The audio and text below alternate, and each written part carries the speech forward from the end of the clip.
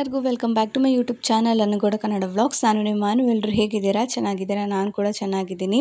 ಇವತ್ತೊಂದು ಪುಟ್ಟು ವ್ಲಾಗ್ ಆಗಿರುತ್ತೆ. ನಾನು ಶಾಪ್ಗೆ ಅಂತ ಹೇಳ್ಬಿಟ್ಟು ಕೆಲವೊಂದಿಷ್ಟು ಐಟಮ್ಸ್ ತರೋಣ ಅಂತೇಳಿ ಬೆಳಗ್ಗೆನೇ ಚಿಕ್ಕಪೇಟೆಗೆ ಬಂದೆ. ಯಾಕೆ ಅಂದರೆ ಇನ್ನೇನು ಓಪನಿಂಗ್ ಡೇಟ್ ಕೂಡ ಹತ್ರನೇ ಇದೆ. ಅಷ್ಟೊತ್ತೊಳಗೆ ಏನೇನು ಮೆಟೀರಿಯಲ್ಸ್ ಬೇಕು ಬೇರೆ ಕೆಲಸ ಆಗೋಷ್ಟೊತ್ತಿಗೆ ತೊಗೊಂಬಂದ್ಬಿಡೋಣ ಅಂತೇಳಿ ಬಂದೆ. ಮೊದಲು ಬಂದು ನಾನು ಜ್ಯುವೆಲ್ರಿ ಶಾಪ್ಗೆ. ಇನ್ನೂ ಚಾನಲ್ನ ಯಾರೆಲ್ಲ ಸಬ್ಸ್ಕ್ರೈಬ್ ಮಾಡದೆ ನೋಡ್ತಾ ಇದ್ರು ಪ್ಲೀಸ್ ಸಬ್ಸ್ಕ್ರೈಬ್ ಮಾಡ್ಕೊಂಡು ನೋಡಿ, ಹಾಗೆ ಕೊನೆಯವರೆಗೂ ವಿಡಿಯೋ ನೋಡಿ ನಿಮ್ಗೆ ಅನಿಸಿಕೆಗಳನ್ನ ನನಗೆ ಕಮೆಂಟ್ ಸೆಕ್ಷನಲ್ಲಿ ಕಮೆಂಟ್ ಮಾಡಿ. ಸೊ ನಾವು ರೆಗ್ಯುಲರಾಗಿ ಇದು ಶಾಪ್ ಬರ್ತಾ ಇರ್ತೀವಿ, ಆದರೆ ನನಗೆ ಡಮ್ಮಿಸ್ ಇದರಲ್ಲಿ ಸಿಗುತ್ತಾ ಇಲ್ವ ಅಂತ ಗೊತ್ತಿರಲಿಲ್ಲ. ಸೊ ನಾನು ಇನ್ಸ್ಟಾಗ್ರಾಮಲ್ಲಿ ಮೆಸೇಜ್ ಮಾಡಿದ್ದೆ. ಆಮೇಲೆ ಅವ್ರು ಹೇಳಿದ್ರು ಇಲ್ಲ ಇದೆ ಮೇಡಮ್ ಅಂತ ಹೇಳಿದ್ರು. ಪ್ರೈಸ್ ಎಲ್ಲ ಮೆನ್ಷನ್ ಮಾಡಿದರು. ಓಕೆ ನೋಡ್ಕೊಂಬರೋಣ ಅಂತೇಳಿ ಹೋದ್ವಿ. ಸೊ ಅವರು ಡಿಸ್ಪ್ಲೇಗೆಲ್ಲ ಹಾಕಿದ್ದಾರೆ ಡಮ್ಮೀಸು, ಅದನ್ನೆಲ್ಲ ತೋರಿಸಿದ್ರು. ಅವ್ರ ಹತ್ರ ಯಾವ್ಯಾವ ಥರ ಇದೆ ಅದನ್ನೆಲ್ಲ ತೋರಿಸ್ತಾಯಿದ್ರು. ಅವ್ರು ಇನ್ನೊಬ್ಬರು ಬರ್ತಾರೆ ಇಡಿ ಮೇಡಮ್, ಅವ್ರು ನಿಮ್ಗೆ ಇನ್ನೂ ಎಕ್ಸ್ಪ್ಲೈನ್ ಮಾಡಿ ತೋರಿಸ್ತಾರೆ ಅಂದರೆ ಸರಿ ಆಯಿತು ಅಂದ್ಬಿಟ್ಟು ಅಲ್ಲೇ ಪಕ್ಕದಲ್ಲಿ ಹಿಪ್ಪೆಳ್ಸಿತ್ತು ಅದನ್ನು ನೋಡ್ತಾ ಇದ್ದೆ. ಎಲ್ಲ ಸೇಮ್ ಡಿಸೈನ್ಸೇ ಇತ್ತು. ಅದ್ರಲ್ಲಿ ನಂಗೆ ಮಾತ್ರ ಒಂದೇ ಒಂದು ಕಣ್ಣಿಗೆ ಬಿತ್ತು. ನೋಡೋಣ ಅದು ಲಾಸ್ಟಿಗೆ ನೋಡೋಣ ತಗೊಳ್ಳೋದ ಬೇಡ ಅಂತ ಹೇಳ್ಬಿಟ್ಟು ಸುಮ್ಮನಾದೆ. ಆಮೇಲೆ ಅವರು ಯಾರಿದ್ರಲ್ಲ ಅವ್ರು ಬಂದು ನನಗೆ ಕೆಲವೊಂದಿಷ್ಟು ಸ್ಯಾಂಪಲ್ ಅವ್ರ ಹತ್ರ ಇರೋ ಡಮ್ಮಿ ಸ್ಯಾಂಪಲ್ಗಳನ್ನೆಲ್ಲ ತೋರಿಸಿದ್ರು. ಅದರಲ್ಲಿ ಕ್ವಾಲಿಟಿ ಇರೋದು ಕ್ವಾಲಿಟಿ ಇಲ್ದಿರೋದು ಎಲ್ಲನೂ ತೋರಿಸಿದ್ರು. ನನಗೆ ಯಾವ ಥರ ಬೇಕು ಅಂತ ನಾನು ಸ್ಕ್ರೀನ್ಶಾಟ್ ಕೂಡ ತಗೊಂಡೋಗಿದೆ, ಅದನ್ನು ಕೂಡ ಅವ್ರ ಹತ್ರ ತೋರಿಸ್ದೆ ನಾನು. ಸೊ ಅವರು ಎಸ್ ಮ್ಯಾಮ್ ಅವೈಲೇಬಲ್ ಇದೆ ತರಿಸ್ತೀನಿ ಅಂತ ಹೇಳಿದ್ರು. ಸರಿ ಆಯಿತು. ಅಷ್ಟೊತ್ತೊಳಗೆ ಬೇರೆ ಏನಾದರೂ ನೋಡಿ ಅಂತಲೇ ಇದ್ದರು ಸುಮ್ಮನೆ ನಿಂತ್ಕೊಂಡಾಗ. ಸರಿ ಆಯಿತು. ನನಗೆ ಜ್ಯುವೆಲ್ರೀಸ್ ನೋಡ್ತಾ ಇದ್ದೆ. ನನಗೆ ಕೆಲವೊಂದಿಷ್ಟು ಪ್ಯಾಟ್ರನಲ್ಲಿ ಸ್ಕ್ರೀನ್ಶಾಟ್ ತೆಗೆದು ಇಟ್ಕೊಂಡಿದ್ದೆ. ಅವ್ರಿಗೆ ತೋರಿಸ್ದೆ ನಂಗೆ ಇದೇ ಥರ ಬೇಕು, ಇದೇ ಟೈಪ್ ಡಿಸೈನ್ ಬೇಕು ಅಂತ. ಇಲ್ಲಿ ನಾವು ಚಿಕ್ಕಪೇಟೆಗೆ ಹೋದಾಗ ನಾವು ತುಂಬಾ ಹುಷಾರಾಗಿರಬೇಕು. ನಮಗೆ ಗೊತ್ತಿರೋ ಅಂಗಡಿ ನಾವು ರೆಗ್ಯುಲರಾಗಿ ಹೋಗ್ತೀವಿ ಅಂದರೂ ತುಂಬಾ ಹುಷಾರಾಗಿರಬೇಕು. ಯಾಕಂದರೆ ನಾವೇನೋ ಒಂದು ಮೈಂಡಲ್ಲಿ ಇಟ್ಕೊಂಡು ಬಂದಿರ್ತೀವಿ. ಅವ್ರು ಒಂಟು ಡಬಲ್ ಮಾಡೋಕ್ಕೆ ನೋಡ್ತಾನೆ ಇರ್ತಾರೆ. ಒಂದು ಸತಿ ನೋಡಿ ಮೇಡಮ್, ಸುಮ್ಮನೆ ನೋಡಿ ಮೇಡಮ್, ನೀವೇನು ತಗೋಬೇಡಿ ಅಂತಾರೆ. ಆಮೇಲೆ ತೊಗೊಂಡಿಲ್ಲ ಅಂದರೆ ಅವ್ನ ಮುಖಗಳು ನೋಡೋದಕ್ಕಾಗಲ್ಲ, ಹಂಗೆ ಮಾಡ್ತಾರೆ. ಆ್ಯಂಡ್ ಸ್ವಲ್ಪ ಇದನ್ನು ಮಾಡ್ತಾರೆ ಅಂತಲೇ ಹೇಳ್ಬೋದು. ಸರಿ ಆಯಿತು, ನನಗೂ ಜ್ಯುವೆಲ್ರೀಸ್ ಬೇಕಲ್ಲ, ಹೆಂಗೋ ಹೇಳ್ತಾ ಇದ್ದಾರಲ್ಲ ಅಂದ್ಬಿಟ್ಟು ಕೆಳಗೆ ಹೋಗಿ ಜ್ಯುವೆಲ್ರೀಸ್ ಎಲ್ಲ ನೋಡ್ತಾ ಇದ್ದೆ. ನನಗೆ ಬೇಕಾಗಿರೋ ಡಿಸೈನ್ಸ್ನ ನಾನು ಕೇಳಿದೆ, ಇದಿದ್ದರೆ ಮಾತ್ರ ನಾನು ನೋಡಿದೆ, ಇಲ್ಲಾಂದರೆ ಬೇಡ ಅಂತ. ಅವ್ರು ಇದೆ ಮೇಡಮ್ ತೋರಿಸ್ತಾರೆ ಹೋಗಿ ಅಂತ ಹೇಳ್ಬಿಟ್ಟು ನೋಡಿದ್ರೆ ನಮಗೆ ಬೇಕಾಗಿರೋ ಡಿಸೈನ್ ಬಿಟ್ಟು ಬೇರೆದೆಲ್ಲ ತೋರಿಸ್ತಾ ಇರ್ತಾರೆ. ಸೊ ಈ ಥರ ಎಲ್ಲ ಚಿಕ್ಕಪೇಟೆಲಿ ಆಗುತ್ತೆ. ಸ್ವಲ್ಪ ಅದನ್ನೆಲ್ಲ ತೋರಿಸ್ಬಿಟ್ಟು ನೀವು ತೊಗೊಳ್ಳೋ ಥರ ಮಾಡಿಬಿಡ್ತಾರೆ. ನಿಮಗೆ ಬೇಕು ಅನಿವಾರ್ಯ ಇದೆ ಅಂದರೆ ಮಾತ್ರನೇ ತೊಗೊಳ್ಳಿ, ಇಲ್ಲಾಂದರೆ ತೊಗೊಳೋದಕ್ಕೆ ಹೋಗಬೇಡಿ. ಸುಮ್ಮನೆ ದುಡ್ಡಂತೂ ವೇಸ್ಟ್ ಮಾಡೋದಕ್ಕೆ ಹೋಗಬೇಡಿ. ಬೇಕು ನನಗಿದ್ದು ಅವಶ್ಯಕತೆ ಇದೆ ಅಂದರೆ ಮಾತ್ರನೇ ತೊಗೊಳ್ಳಿ. ನೋಡಿ ನಾನು ಕೇಳಿರೋ ಡಿಸೈನ್ ಬಿಟ್ಟರು ಬೇರೆ ಎಲ್ಲನೂ ತೋರಿಸ್ತಾ ಇದ್ದಾರೆ, ಹೆವಿ ಸಿಂಪಲ್ ಎಲ್ಲನೂ ತೋರಿಸ್ತಾ ಇದ್ದಾರೆ. ನನಗೆ ಅದು ಇಷ್ಟ ಆಗಲಿಲ್ಲ. ಸೊ ಬರೀ ಡಮ್ಮೀಸ್ ಮಾತ್ರ ತೊಗೊಂಡು, ಅದರಲ್ಲೂ ಕೆಲವು ಸತಿ ಒಡೆದೋಗಿರೋದೆಲ್ಲ ಇತ್ತು 2-3. ನಾನು ಅದನ್ನ ಅಲ್ಲೇ ಚೆಕ್ ಮಾಡಿಬಿಟ್ಟು ಅವ್ರಿಗೆ ಮೇಡಮ್ ಇಲ್ಲ ಮೇಡಮ್ ಅಂದರು. ಆಮೇಲೆ ಅವರೇ ನೋಡಿದ್ದಕ್ಕೆ 2-3 ಒಡೆದೋಗಿರೋದು ಇತ್ತು. ಅದನ್ನೆಲ್ಲ ತೆಗೆದ್ಬಿಟ್ಟು ತಿರ್ಗಾ ಹೊಸದು ತೊಗೊಂಬಂದರು. ಯಾಕಂದರೆ ನಾವು ನೋಡ್ದೇ ಬ್ಲೈಂಡಾಗಿ ತೊಗೊಂಡು ಹೋಗೋಕೆ ಹೋಗಬಾರ್ದು. ಮನೆಗೆ ಹೋದ್ಮೇಲೆ ನಾವು ತಿರ್ಗಾ ಸರಿ ಮಾಡ್ಕೊಳ್ಳೋದಕ್ಕಾಗಲ್ಲ. ಅಲ್ಲೇ ಏನಿದೆ ಚೆಕ್ ಮಾಡಿ ತೊಗೊಂಡು ನಾವು ಚಿಕ್ಕಪೇಟೆಯಿಂದ ವಾಪಸ್ ಬಂದ್ವಿ. ಸ್ಕೂಟಿಲಿ ಹೋಗಿದ್ದಿದ್ದು. ಸೊ ಆರಾಮಾಗಿ ಲಗೇಜ್ ಇಟ್ಕೊಂಡ್ಬಂದ್ವಿ. ಬೇರೆ ಏನೇನೆಲ್ಲ ಐಟಮ್ಸ್ ಬೇಕಾಗಿತ್ತು ಎಲ್ಲನೂ ತೊಗೊಂಡು ನಾವು ಸೀದಾ ಮನೆಗೆ ಬಂದೆ. ಸಂಜೆನೇ ಆಗೋಯಿತು ಮನೆಗೆ ಬರೋ ಅಷ್ಟೊತ್ತು. ಚಿಕ್ಕಪೇಟೆಗೆ ಹೋದರೆ ಸಮಯ ಹೇಗೋಗುತ್ತೆ ಅಂತ ಗೊತ್ತಾಗಲ್ಲ. ಅವ್ರ ಹತ್ರ ಕಾನ್ವರ್ಸೇಷನ್ ಮಾಡಿಕೊಂಡು ಇದನ್ನು ಮಾಡಿಕೊಂಡು ಟೈಮೇ ಆಗೋಗ್ಬಿಡುತ್ತೆ. ಮಾಡ್ತಾಯಿದ್ದಪ್ಪ, ಏನು ಮಾಡ್ತಾಯಿದ್ದೆ? ಏನೋ ಮಾಡ್ತಾಯಿದ್ದ? ಪಾಚಣಿದ್ದ ಬಾ.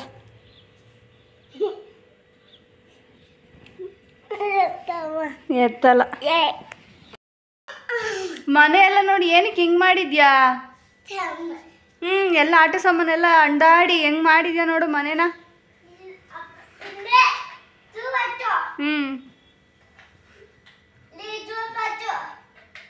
ಇವಾಗ ಬಂದೆ. ಫುಲ್ಲು 2 ಬಸ್ ತಿಳಿಯೋ ಅಷ್ಟಕ್ಕೆ ಸಾಕಾಗೋಯ್ತು ಅದನ್ನು ಹಿಡ್ಕೊಂಡು. ಮನೆಯೆಲ್ಲ ನೋಡಿ ಎಲ್ಲ ಆಟ ಸಾಮಾನೆಲ್ಲ ಅಂಡಾಡಿ. ಬೆಳಗ್ಗೆ ಹೆಂಗೆ ಇಕ್ಕೋಗಿದ್ದು, ಹೆಂಗೆ ಮಾಡಿದ್ಯಾ? ಮತ್ತು ನೋಡಿದ್ರೆ ಹೀಗೆ ಅನ್ನೋದು. ಇವಾಗ ಬಂದು ಎಲ್ಲ ಐಟಮ್ಸ್ ಅಂದರೆ ಏನೇನು ಬೇಕಾಗಿತ್ತು ಅಷ್ಟು ಮಾತ್ರ ತೊಗೊಂಬಂದೆ. ಇನ್ನು ಮಿಕ್ಕಿದ್ದೆಲ್ಲ ಅವ್ರದ್ದೇ ಇನ್ನೊಂದು ಸ್ಟೋರ್ ಇದೆ ಇಲ್ಲಿ ನಮ್ಮ ನೆನ್ಮಂಗ್ಲದಲ್ಲೇ ಇದೆ. ಅದಕ್ಕೆ ಅಲ್ಲೇ ಹೋಗಿ ತೊಗೊಂಬರೋಣ ಅಂತ ಅಂದ್ಬಿಟ್ಟು ಸುಮ್ಮನೆ ಆಗ್ಬಿಟ್ಟೆ. ಯಾಕಂದರೆ ಒಬ್ಬಳೇ ಅಷ್ಟು ಲಗೇಜ್ ಇಟ್ಕೊಬರೋಕ್ಕಾಗಲ್ಲ, ಯಾರಾದರೂ ಒಬ್ರು ಇದ್ದರೆ ಮಾತ್ರ ಇಟ್ಕೊಂಬರೋಕ್ಕಾಗೋದು. ಅದಕ್ಕೋಸ್ಕರ ಏನು ಬೇಕೋ ಅಷ್ಟನ್ನು ಮಾತ್ರ ತೊಗೊಂಡು ಬಂದೆ. ಅಷ್ಟು ಇಟ್ಕೊಬರೋ ಅಷ್ಟೊತ್ತಿಗೆ ಕೈ ಇದೆಲ್ಲ ಕೆಂಪಗಾಗೋಯ್ತು ಇದೆಲ್ಲವ. ಇನ್ನು ಮಿಕ್ಕಿದ್ದಂತ ಏನೂ ಇಲ್ಲ. ಇನ್ನು ಸಣ್ಣ ಪುಟ್ಟದ್ದು ಕ್ರೀಮು ಅದು ಇದು ಎಲ್ಲ ಇದೆ. ಅದನ್ನು ಆಮೇಲೆ ಯಾವಾಗಾದ್ರೂ ಹೋಗಿ ತೊಗೊಂಡು ಬರ್ತೀನಿ ಒಂದು ದಿವಸ. ಚಿಕ್ಕಪೇಟೆಗೆ ಹೋಗ್ಬೇಕು ಅಂದರೆ ಅವಾಗ ಹೋಗಿ ಅದನ್ನು ತೊಗೊಂಡ್ಬಂದ್ಬಿಡ್ತೀನಿ ಅಷ್ಟೇ. ಸದ್ಯಕ್ಕೆ ಮೇನ್ ಬೇಕಾಗಿರೋದೆಲ್ಲ ತೊಗೊಂಡು ಬಂದೆ.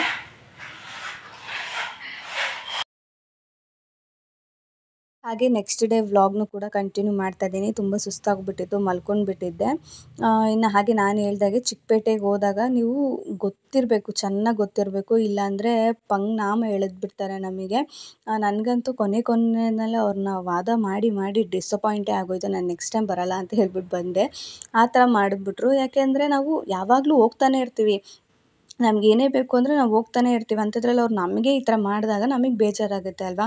ಸೊ ಆ ಥರ ಬೇಜಾರು ಮಾಡಿಬಿಟ್ರು. ಸರಿ ಆಯಿತು, ಇನ್ನೇನು ಮಾಡೋಕ್ಕಾಗಲ್ಲ ಅಂತ ಹೇಳ್ಬಿಟ್ಟು ಸುಮ್ಮನೆ ಆಗಿಬಿಟ್ಟೆ ನಾನು. ಇನ್ನೇನೇನು ಬೇಕಾಗಿತ್ತು ಅದನ್ನು ಮಾತ್ರ ತೊಗೊಂಡು ಬಂದೆ. ಇನ್ನು ನೆಕ್ಸ್ಟ್ ಡೇ ಕೆಲಸಗಳಿತ್ತು. ಬೆಳಗ್ಗೆ ಟಿಫನ್ ಚಿತ್ರಾನ್ನ ಮಾಡಿಬಿಟ್ಟು ಬಟ್ಟೆ ಎಲ್ಲ ಮಿಷಿನ್ಗೆ ಹಾಕಿದ್ದೆ. ಸ್ವಲ್ಪ ಬಿಸಿಲಿತ್ತು, ಹಾಗಾಗಿ ಬೇಗನೆ ಆರಾಕ್ಬಿಟ್ಟು ಬೇರೆ ಕೆಲಸ ಮಾಡ್ಕೊಳ್ಳೋಣ ಅಂತೇಳಿ ಅಂದ್ಕೊಂಡೆ. ನೋಡ್ಬೋದು ನಮ್ಮ ಮರದಲ್ಲೆಲ್ಲ ಮಾವಿನಕಾಯಿ ಇಟ್ಟಿಟ್ಟೆ ಬಿಟ್ಟಿದೆ, ಅದೆಲ್ಲ ದಪ್ಪ ಆದರೆ ಚೆನ್ನಾಗಿರುತ್ತೆ, ಅದನ್ನೇ ತೋರಿಸ್ತಾ ಇದೆ ನಿಮಗೂ. ಇನ್ನು ಬಟ್ಟೆ ಎಲ್ಲ ಮಿಷಿನ್ಗೆ ಹಾಕಿದ್ದೆ. ಕರೆಂಟ್ ಹೋಗೋದು ಬರೋದು ಇವತ್ತು ಹಂಗೆ ಆಟ ಆಡಿಸಿದೆ ನನಗೆ ಇವತ್ತು ದಿನ ಪೂರ್ತಿ. ಬೇರೆ ಕೆಲಸ ಮಾಡ್ಕೊಳ್ಳೋ ಅಷ್ಟೊತ್ತಿಗೆ ಬಟ್ಟೆ ಹಾಕೋಣ ಅಂದರೆ ಕರೆಂಟ್ ಹೋಗೋದು ಬರೋದು ಇದೇ ಥರ ಮಾಡಿದೆ. ಆದರೂ ಆದಷ್ಟು ನನಗೆ ಬಟ್ಟೆಗಳನ್ನೆಲ್ಲ ಇವತ್ತು ವಾಶ್ ಮಾಡಿಬಿಡ್ಬೇಕಾಯಿತು. ಇನ್ನು ನಾಳಿದ್ದೆಲ್ಲ ಸ್ವಲ್ಪ ಬ್ಯುಸಿ ಆಗಿಬಿಡ್ತೀನಿ. ಅದಕ್ಕೋಸ್ಕರ ಬಟ್ಟೆ ಏನೇನಿತ್ತು ಅದನ್ನೆಲ್ಲ ಇವತ್ತು ಹಾರಾಕಿ ಎಲ್ಲ ಇದನ್ನು ಮಾಡಿಕೊಂಡೆ. ಸೊ ಆವಾಗಿಂದ ವೆಯ್ಟ್ ಮಾಡ್ತಾಯಿದ್ದೆ. ಏನಕ್ಕಪ್ಪ ಅಂತ ಅಂದರೆ ಕರೆಂಟ್ಗೋಸ್ಕರ ವೆಯ್ಟ್ ಮಾಡ್ತಾಯಿದ್ದೆ. ಸ್ವಲ್ಪ ಜ್ಯುವೆಲ್ರಿ ಎಲ್ಲ ಶೂಟ್ ಮಾಡೋಣ ಅಂತ ಅಂದ್ಕೊಂಡು ಆವಾಗಿಂದ ಕಾಯ್ತಾ ಇದ್ದೆ ಕರೆಂಟ್ ಬರೋದಕ್ಕೇ. ಸೊ ಬಂತು ಇವಾಗ. ಇಲ್ಲಿ ಶೂಟ್ ಮಾಡಲ್ಲ, ಶಾಪಲ್ಲಿ ಶೂಟ್ ಮಾಡ್ತೀನಿ. ಸ್ವಲ್ಪ ಎಲ್ಲ ರೆಡಿ ಮಾಡ್ಕೊಂಡು ಹಂಗೆ ಶೂಟ್ ಮಾಡ್ತೀನಿ.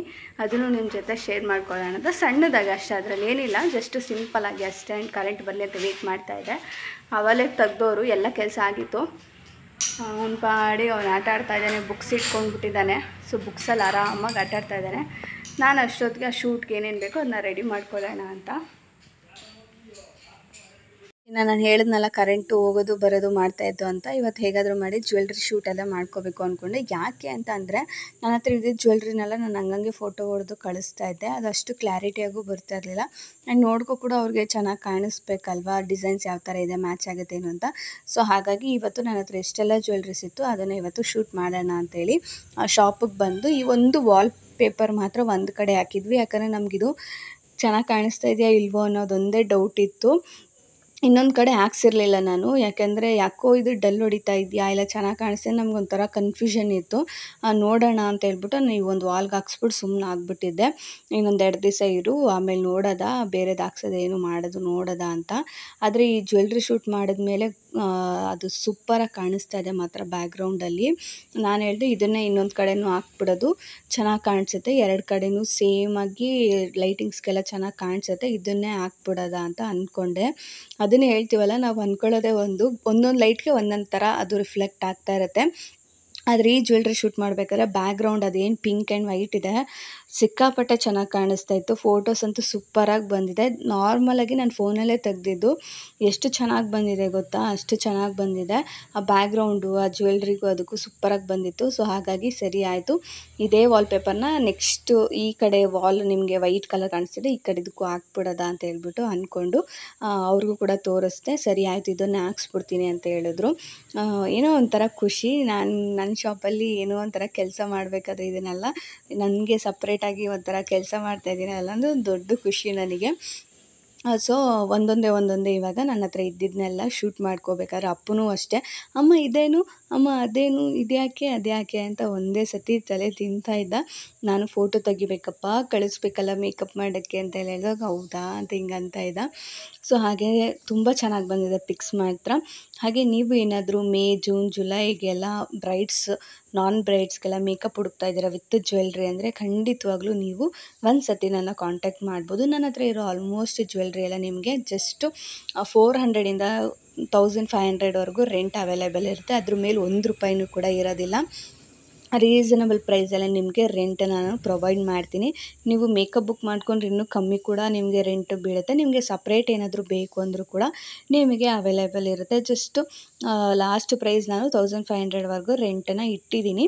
ಏನಂದರೆ ಕೆಲವು ಸತಿ ಜ್ಯುವೆಲ್ರಿ ಮೇಲೆ ಡಿಸೈಡ್ ಆಗುತ್ತೆ ಎಲ್ಲ ರೆಂಟ್ ಜ್ಯುವೆಲ್ರಿನೂ ಕೂಡ. ಹೌದು, ಯಾಕಂದರೆ ಸಿಂಪಲ್ ಜ್ಯುವೆಲ್ರಿಗೆ ಒಂದೇ ರೇಟು, ಗ್ರ್ಯಾಂಡ್ ಜ್ಯುವೆಲ್ರಿ ಒಂದೇ ರೇಟ್ ಕೊಡೋಕ್ಕಾಗಲ್ಲ ಅಲ್ವಾ. ಹಾಗಾಗಿ ಆ್ಯಂಡ್ ನನ್ನ ಹತ್ರ ಇರೋದಲ್ಲದೆ ನಿಮಗೆ ಬೇರೆ ಥರದ್ದು ಬೇಕು ಅಂದರೆ ನೀವು ನನಗೆ ಕಳಿಸ್ಬೋದು, ನಾನು ಅದು ಕೂಡ ನಿಮಗೆ ಸರ್ಚ್ ಮಾಡಿ ಹುಡುಕಿಸಿ ನಾನು ತಂದು ಕೊಡ್ತೀನಿ. ಇಲ್ಲ ಇನ್ನೂ ಡಿಫ್ರೆಂಟಾಗಿ ಬೇಕು ಅಂದರೆ ನನ್ನ ಹತ್ರ ನನ್ನ ಫ್ರೆಂಡ್ಸ್ ಹತ್ರ ಇರುವಂಥ ಕಲೆಕ್ಷನ್ಸ್ನು ಕೂಡ ನಾನು ನಿಮ್ಮ ಜೊತೆ ಶೇರ್ ಮಾಡ್ತೀನಿ. ಸೊ ನಿಮಗೆ ಬ್ರೈಡ್ ನಾನ್ ಬ್ರೈಡ್ ಎಲ್ಲದಕ್ಕೂ ಕೂಡ ಎಲ್ಲ ಥರ ಜ್ಯುವೆಲ್ರಿ ಸಿಂಪಲಿಂದ ಹಿಡಿದು ಹೈ ಫುಲ್ಲು ಗ್ರ್ಯಾಂಡ್ ಆಗಿರೋಂಥ ಜ್ಯುವೆಲ್ರೀಸ್ ಕೂಡ ನನಗೆ ನಿಮಗೆಲ್ಲ ಅವೈಲೇಬಲ್ ಮಾಡಿಕೊಡ್ತೀನಿ. ಆ್ಯಂಡ್ ತುಂಬ ರೀಸನಬಲ್ ಪ್ರೈಸಲ್ಲೇ ನಾನು ನಿಮಗೆ ಮಾಡಿಕೊಡ್ತೀನಿ. ಸೊ ನೀವು ಏನಾದರೂ ಬ್ರೈಡ್ ನಾನ್ ಬ್ರೈಡ್ ಬುಕ್ ಮಾಡ್ಕೋಬೇಕು ವಿತ್ ಜ್ಯುವೆಲ್ರಿ ಅಂದರೆ ಸ್ಕ್ರೀನ್ ಮೇಲೆ ಮತ್ತು ಡಿಸ್ಕ್ರಿಪ್ಷನಲ್ಲಿ ನಾನು ನಂಬರ್ ಕೊಟ್ಟಿರ್ತೀನಿ, ನೀವು ನನ್ನ ಕಾಂಟ್ಯಾಕ್ಟ್ ಮಾಡ್ಬೋದು. ಹಾಗೆ ಫುಲ್ ಡೀಟೇಲ್ಸ್ ನಾನು ವಾಟ್ಸಪ್ಪಲ್ಲಿ ಕಳಿಸ್ತೀನಿ.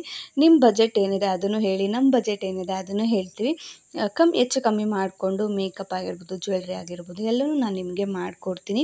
ಯಾರಿಗೆಲ್ಲ ಇಂಟ್ರೆಸ್ಟ್ ಇದೆ ಸೊ ನನ್ನ ಫೋನ್ ನಂಬರು ಸ್ಕ್ರೀನ್ ಮೇಲೆ ಇರುತ್ತೆ, ನೀವು ನನಗೆ ಕಾಲ್ ಆರ್ ಮೆಸೇಜ್ ಯಾವುದಾದ್ರೂ ಮಾಡ್ಬೋದು. ಹಾಗೆ ನನ್ನ ಒಂದು ಇನ್ಸ್ಟಾಗ್ರಾಮ್ ಪೇಜ್ ಕೂಡ ಇದೆ, ನೀವು ಅದರಲ್ಲೂ ಕೂಡ ಮೆಸೇಜ್ ಮಾಡ್ಬೋದು, ನಾನು ರಿಪ್ಲೈ ಮಾಡ್ತೀನಿ. ಅದು ಬಂದು ಒಂದು ಮೇಕೋವರ್ ಅನು ಗೌಡ ಮೇಕೋವರ್ ನೆನ್ಮಂಗ್ಲ ಅಂತ ಇದೆ, ಅದಕ್ಕೂ ಕೂಡ ನೀವು ಡಿ ಎಮ್ ಮಾಡ್ಬೋದು. ಇಲ್ಲ ಅನು ಗೌಡ ಅನ್ನೋದೊಂದಿದೆ, ಅದಕ್ಕೂ ನೀವು ಡಿ ಎಮ್ ಮಾಡ್ಬೋದು. ಎರಡರಲ್ಲೂ ಕೂಡ ನಾನು ನಿಮಗೆ ಮೆಸೇಜನ್ನು ರಿಪ್ಲೈ ಮಾಡ್ತೀನಿ. ನೋಡ್ತಾ ಇರ್ಬೋದು, ನಾನು ನಿಮಗೆ ತೋರಿಸ್ತೀನಿ ನೋಡಿ ಎಷ್ಟು ಚೆನ್ನಾಗಿ ಬಂದಿದೆ ಅಂತ ಅಂದರೆ ಫೋಟೋಸು ಅಷ್ಟು ಸೂಪರಾಗಿ ಬಂದಿದೆ. ನಾನು ಜಸ್ಟ್ ಐರನ್ ಟೇಬಲ್ ಮೇಲೆ ಗ್ರೀನ್ ಮ್ಯಾಟ್ ಹಾಕಿ ಅದ್ರ ಮೇಲೆ ಸಿಂಪಲ್ಲಾಗಿ ನಾನು ಈ ಥರ ಶೂಟ್ ಮಾಡ್ಕೋತಾ ಇದ್ದೀನಿ. ಇನ್ನೂ ಬೇರೆ ಬೇರೆ ಥರ ಎಲ್ಲ ಮಾಡ್ಕೊಬೋದು. ಓಕೆ, ಇವಾಗ ಸಿಂಪಲಾಗಿ ಸದ್ಯಕ್ಕೆ ನನಗೆ ಹೆಂಗೆ ಬೇಕೋ ಹಂಗೆ ಮಾತ್ರ ಮಾಡ್ಕೊಂಡಿದ್ದೀನಿ.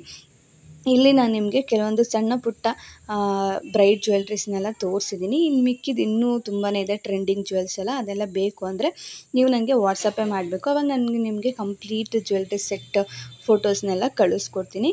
ಇಲ್ಲಿ ನನ್ನ ಹತ್ರ ಇನ್ನೂ ಬರೋದಿತ್ತು, ಆದರೆ ಇನ್ನೂ ಬಂದಿರಲಿಲ್ಲ ಅದನ್ನೆಲ್ಲ ಕಳಿಸ್ಕೊಡ್ತೀನಿ ಅಂತ ಹೇಳಿದ್ದಾರೆ. ನನಗೆ ಈ ಚಿಕ್ಕಪೇಟೆಲಿ ಹೋಗಿ ಜ್ಯುವೆಲ್ರೀಸ್ ತರೋದಕ್ಕೂ ಆ್ಯಂಡ್ ನನಗೆ ನನ್ನ ಒಬ್ಬರು ಪರಿಚಯ ಇರೋದಿರೋದ್ರೆ ತಮಿಳ್ನಾಡಿಂದ ಅವರು ಎಲ್ಲ ಕಳಿಸ್ಕೊಡ್ತಾರೆ. ತಮಿಳ್ನಾಡು ಈ ಕಡೆಯಿಂದೆಲ್ಲ ಮ್ಯಾನುಫ್ಯಾಕ್ಚರ್ಸಿಂದನೇ ನಮಗೆ ಜ್ಯುವೆಲ್ರಿ ಬರುತ್ತೆ.